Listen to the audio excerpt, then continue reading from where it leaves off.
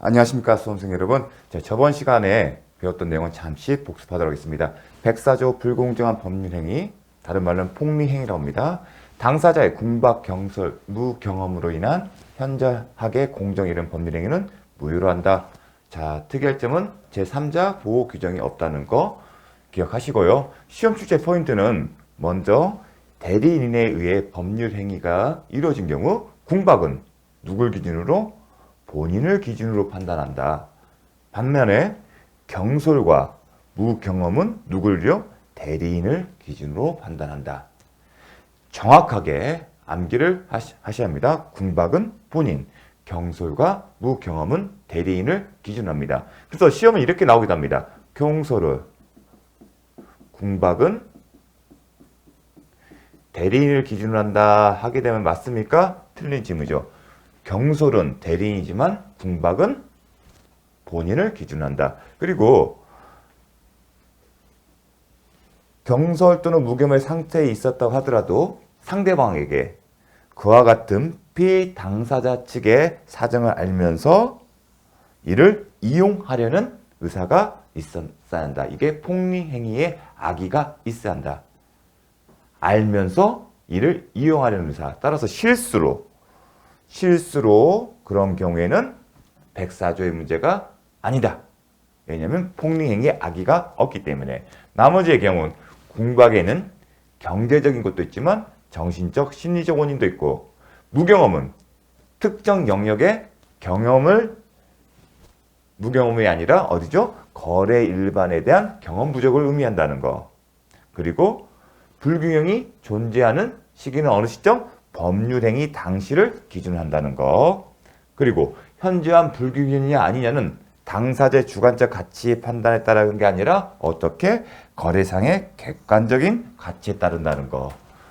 그리고 효과와 관련해서는 무효의 불공정한 법률행위는 확정적인 무효다. 그래서 139조에 추인을 하더라도 새로운 법률행위를 보지 않는다. 그 얘기는 효유로 될 수 없다. 잘 기억을 해주십시오. 그리고 104조에서 정하는 불공정한 법률행위에 해당하는 경우에도 무효행위 전환에 관한 138조가 적용될 수 있다는 거 반드시 기억을 하셔야 합니다. 그리고 경매 절차에서는 104조가 적용되지 않는다. 104조 규정이 적용되지 않는다는 거. 따라서 경매 절차에서 매각당임이, 낙찰대금이 시가보다 현저히 저렴하더라도 불공정한 법률행위를 이유로 그 무효를 주장할 수 없다.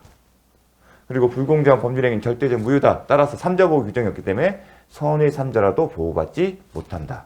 그리고 극부와 반대극부 사이에 현저한 불균형이 있는 경우에 불균형이 존재하는 부분에 대해서만 무효다? 아니다. 법률행위 전체가 무효가 된다. 그것까지. 적용 범위에 관해서는 증여계약에 대해서는 104조가 적용되지 않는 것이 원칙입니다. 자, 여기까지. 다음, 자연적 해석. 자연적 해석과 관련해서는 이 지문, 사례 지문을 외우셔야 합니다. X토지를 매수하기로 갑과 을이 합의하였으나 계약서에는 Y토지로 잘못 기재했다. 당사자 간에, 당사자 누구죠? 매도인 을과 매수인 을이 있어요. 갑이 있어요. 내심적 효과 의사는 X토지예요. 그렇죠. 원칙적으로 Y토지로 계약서에 있으면 Y토지를 읽어야 하는데 이와 같이 당사자의 내심적 효과사가 일치하는 경우에는 계약서에 있는 Y토지를 자연적 해석 방법을 통해서 뭘로 해석한다? X토지로. 그 얘기는 갑과 을 사이는 매매 계약은 X토지에 대해서 체결되고 유효하게 체결된 것으로 본다는 겁니다. 이 자연적 해석을 통해서 계약서의 Y토지를 바꾸는 거예요. X토지로. 그 얘기는 무슨 의미냐면 갑과 을 사이에 체결된 매매계약의 목적물은 X토지다. 그 얘기는 반면에 Y토지에 대해서 계약이 체결된 것은 아니다. 그래서 매매계약은 X토지에 대해 유효하게 성립한다고 해석이 가능합니다. 반면에 Y토지에 대해서 유효하게 성립한 것은 아니다. 이게 하나의 쟁점이고요. 또 하나는 X토지를 지금 성립된 거 봤어요. 그 X토지는 기본적 해석을 되게 되면 표시상의 효과서는 어떻게 된다? 표시상의 효과서는 X토지죠. 그 결과 내심적 효과서와 표시상의 효과서 이건 또는 의사는 표시는 일치하기 때문에 착오의 문제가 발생한다? 발생하지 않는다. 만약에 우연한 기회에 매도인과 매수인이 Y토지에 대해서 등기를 하더라도 이들 당사자, 즉 갑과 을사에서는 X토지에 대해서 계약을 체결하기 때문에 이 등기는 등기 원인이 무효가 돼요. 이 얘기는 뭐냐면 매매 계약은 Y토지 유효하게 성립하지 않았잖아요. 즉 계약이 무효이기 때문에 등기도 효력이 없다. 그렇게 이해하시면 됩니다. Y토지에 대한 등기 이전의 효력은 발생하지 않는다. 자, 요거를 기억하시면 됩니다. 자, 107조 진이 아닌 의사표시, 비진의 표시. 법조문을 암기하라고 했습니다. 의사표시는 소유자가 진이 아님을 알고 한 것이라도 효력이 있다. 그러나 상대방이 소유자의 진위를 알았거나 알 수 있었을 경우에는 뭐다? 취소다? 아니다. 효력이 없다. 즉 무효로 한다. 자, 그리고 진이란 뭐죠? 진심을 말한다? 아니다. 진이란 진심을 의미하는 게 아니다. 진심이 뭐죠? 진정으로 마음속에서 바라는 사항을 뜻하는 것은 아니다. 시험에서는 출제 진이란 진정으로 표의자가 진정으로 마음속으로 바라는 사항을 뜻한다면 틀린 지문이겠죠. 다음에 108조와 구별이 된다. 어느 측면에서 구별됐죠? 통정허위 표시가 구별된다. 어떤 점에서? 상대방과 통정이 없다는 점에서 통정은 뭐다? 단순히 아는 것을 의미하는 게 아니라 뭐다? 합의다.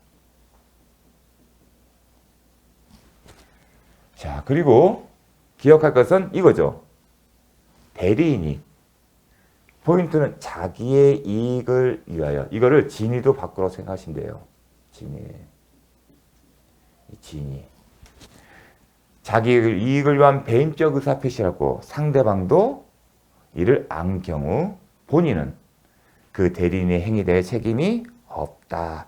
누가? 본인은 그 책임이 없다. 책임이 없다는 얘기는 대리인에 의해서 체결된 법률 행위에 통해서 발생된 법률관계, 예컨대 계약에 의하면 계약에 따른 권리 의무, 채권 채무의 기속 주체가 아니라는 겁니다. 그 얘기는 상대방은 본인에 대해서 어떤 권리를 행사할 수도 없고 이에 대하여 본인은 거기에 대한 채무 이행의 의무가 없다는 겁니다. 요거 잘 기억을 해 주십시오. 그리고 진위 아님을 알았다는 것은 무효를 주장하는 자가 증명해야 한다. 요거 제일 중요합니다. 다음 108조 허위 표시 제일 중요하죠. 통정한 허위 의사표시는 무효이다. 그러나 무효는 선의의 제3자에게 대항하지 못한다. 이 얘기는 뭐죠? 무효를 주장하지 못한다. 누구에게? 선의의 제3자에게. 그러면 35에 나온 케이스를 보였죠? 강제 집행을 피하기 위하여 을에게 가장 매도다. 가장 매도라는 표현이 나오게 되면 다 허위 표시다고 생각하십니다. 가장 매매, 소유권 이전 등기를 해주었는데 을이 병에게 매도하고 소유권 이전 등기를 해주었다. 이거죠. 갑과 을과 병이 있는데 계약이 있는데 그리고 등기를 했어요. 매매 계약이죠. 매매 계약을 해가지고 등기를 했어요. 등기를 했기 때문에 등기부상 소유자고 등기부상 소유자겠죠. 그런데 이 매매 계약이 뭐다? 가장 매매니까 108조에 따라서 무효가 돼요. 계약이 무효다. 채권행위가 무효면 물권행위의 유인성에 따라 등기도 효력이 없다. 등기에 효력이 없기 때문에 설사 등기부의 을이 소유자가 되더라도 소유자가 아니다. 그래서 소유자가 아니다 이렇게 표시하죠. 소유자가 아닌 사람이 타인 소유의 지금 타인 소인 이 사람이 소유자죠. 타인 소유의 목적물을 자기의 이름으로 계약하는 게 타인 권리 매매 계약인데 타인 권리 매매 계약은 유효하다. 다만 처분 권한 즉 소유자가 아닌 사람이 병에게 등기를 해주기 때문에 효력이 없다. 없다. 왜냐하면 처분 권한이 없기 때문에 등기에 효력이 없다. 병은 소유자가 아니다. 이게 원칙적인 모습이에요. 따라서 이 사람이 소유자다. 그런데 108조의 단서를 보면 선의예요. 즉 이 선의는 이 매매 계약이 허위 표시에 해당되는 무효라는 걸 모르는 거예요. 이 사람이 선의인 경우에는 어떻게 된다? 매매 계약이 무효를 주장하지 못한다는 얘기는 뭐다? 유효하다는 거고, 이게 유효하게 되면 등기도 효력이 발생하고, 등기의 효력이 발생하면 을이 소유자가 되는 거고, 을이 소유자이기 때문에 소유자는 을이 병에게 등기를 해준 것은 효력이 있기 때문에 병이 소유자가 된다. 이 사람이 소유자가 되면 갑은 더 이상 소유자가 아니다. 자, 그거를 기억을 해 주십시오. 자, 다음 시험 출제 그 다음에 은닉행위. 은닉행위는 실질은 증여인데 표시는 뭐다? 매매계약을 씁니다. 그래서 실질은 증여는 유효한데, 기억하거나 은닉행위인 증여는 유효한데 매매계약은 무효다. 은닉행위는 효력이 있지만 허위 표시는 무효다.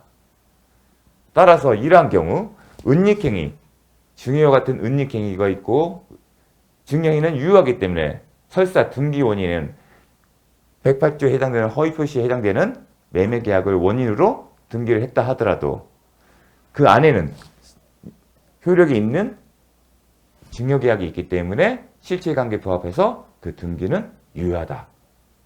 그것까지 기억을 해 주십시오. 그래서 은닉행위는 이 실질은 증여인데 세금 부담을 피하기 위해서 허위로 매매계약 체결 케이스를 기억하시면 됩니다. 자, 허위 표시의 요건은 상대방과의 통정이 필요하다. 통정은 합의가 있을 것을 요한다. 따라서 알고 있는 것만으로는 부족하고 합의가 있어야 한다. 계속 강조를 하고 있습니다. 제3자에 대한 효력, 원칙적으로 제3자에 대해서도 무효지만 그러나 외적으로 선의의 경우에는 대항하지 못한다. 자, 제3자는 개념은 당사자와 계약의 당사자와 포괄성계인, 포괄성은 상속이라고 상속인이죠. 이해의 자로서 허위 표시에 의하여 형성된 외형상 법리관계를 두도록 실질적으로 새로운 법률상 이해관계를 맺는 자를 말한다. 제3자에 해당하는 경우에는 가장 채권에 대한 양수인, 압류, 가압류권자, 전부 추심권자다. 제가 암기를 하라고 했죠. 다만 오늘은 잠깐 설명해 드릴게요. 자, A와 갑이라고 할게요. 갑과 을 사이에 금전 소비대차 계약을 했어요. 금전은 돈을 빌려주는 거예요. 금전 소비대. 그럼 이 사람이 돈을 빌려준 사람이에요. 돈을 빌려준 사람이면 채권자라고 하고요. 이 사람이 채무자가 돼요. 따라서 돈을 빌려주면 너 언제 갚을래? 변제기를 정하잖아요. 내가 1년에 갚을게. 그러면 갑은 1년 후에 을에게 빌린 돈 갚아. 그러한 채권을 갖고 있는 거죠. 채권을. 그렇죠? 채권. 채권을 갖고 있어요. 쉽게 얘기를 해서 빌려준 돈 갚아. 그 얘기를 할 수 있잖아요. 이게 채권이잖아요. 급부의 이행을 청구할 수 있는 권리. 반면에 채무자는 변제기가 돌아오면 이를 갚아야 할 의무가 있는 거예요. 이게 진정한 모습이에요. 그런데 뭐다 이게 허위 표시다. 이게 가장이죠. 가장이라는 거죠. 가장이라는 표현도 있으면 허위 표시예요. 허위 표시이기 때문에 이 채권은 진실한 게 아니라 가장 채권이에요. 이 사람이 이 가장 채권을 갖고 있어요. 근데 채권은 재산이에요. 그렇기 때문에 채권이 양도도 할 수도 있습니다. 그래서 갑이 이 가장 채권을 병에게 양도해요. 근데 양도는 계약이잖아요. 채권 양도 계약. 이 사람은 가장 채권은 뭐예요? 진실한 게 아니기 때문에 외형상 형성된 법률관계는 뭐예요? 금전 소비대차 계약에 허위인 금전 소비대차 계약에 기초하여 형성된 가장 채권에 가지고 뭘 했어요? 새로운 법률관계 갑과 병 사이에 별도의 채권 양도 계약을 체결해서 이 채권에 취득한 사람이잖아요. 이게 외형상 형성된 법률관계 기체로 실질적으로 새로운 법률상 이해관계를 맺은 사람. 이게 병이 그래서 3자가 되는 겁니다.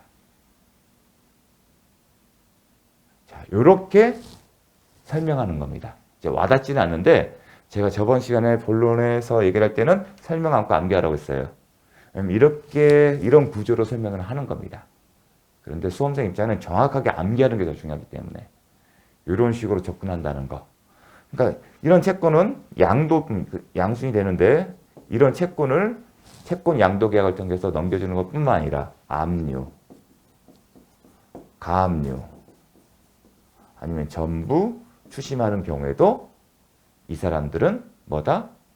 제3자입니다. 왜냐하면 이런 채권의 압류나 가압류나 전부 추심을 하는 사람은 갑의 채권자예요.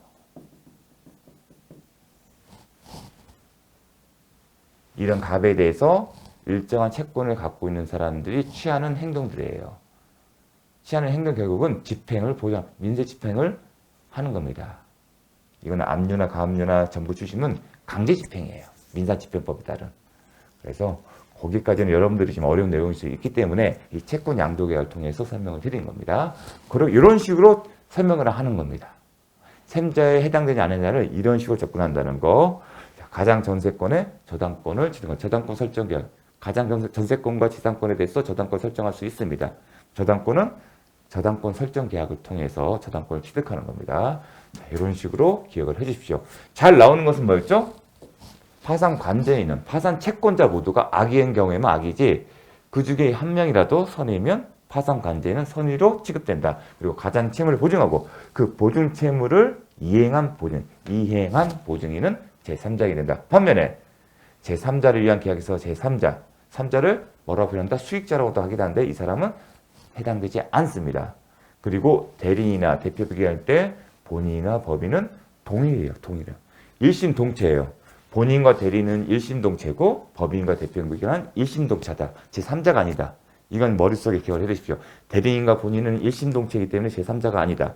대표기관과 법인도 일심동체이기 때문에 3자가 아니다. 또 한편 채무를 변제하지 않은 채무자. 좀 전에 예를 들었던 가불병에서 채권 양도 계약이 있었죠. 이 편에서. 채무자는 여전히 그대로 지위에 있어요. 왜냐하면 채권 양도는 뭐라고 하냐면 채권의 동일성이 유지되면서 기속 주체가 바뀌는 거예요. 그 얘기는 채무자는 여전히 지위가 바뀌는 게 없어요. 그래서 실질적 새로운 이해관계에 들어가지 않기 때문에 채무자는 제3자가 아닌 겁니다. 한편 채권의 양수인으로부터 실제 여기 채권은 진짜예요. 이 채권이 진짜인데 가압을사의 채권 양도 계약이 가짜라는 겁니다.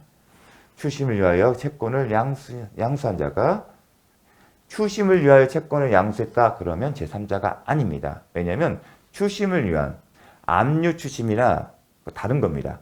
압류 추심권자는 제3자에 해당되지만 추심을 위하여 채권을 양수한 건 다른 겁니다. 이건 뭐냐면 신용정보회사에 못 받은 돈 받아들입니다. 법원 앞에 지나가 보면 종종 볼 수가 있습니다. 그러한 경우에 그 신용정보회사에서 그걸 홍보를 하는 건데 그러한 경우에 일을 맡기면 추심을 위해서 채권을 넘겨줍니다. 그런 경우는 제3자에 해당되지 않는다는 거 요거 잘 기억해 주시고요. 그 다음에 차주와 통정하여 가장 소비대체 계약을 체결한 금융기관으로부터 계약을 인수한 자도 최근에 잘 나오고 있습니다. 선의사의 3자 보호 규정인데 무과실까지는 묘하지 않는다. 그리고 악의는 누가?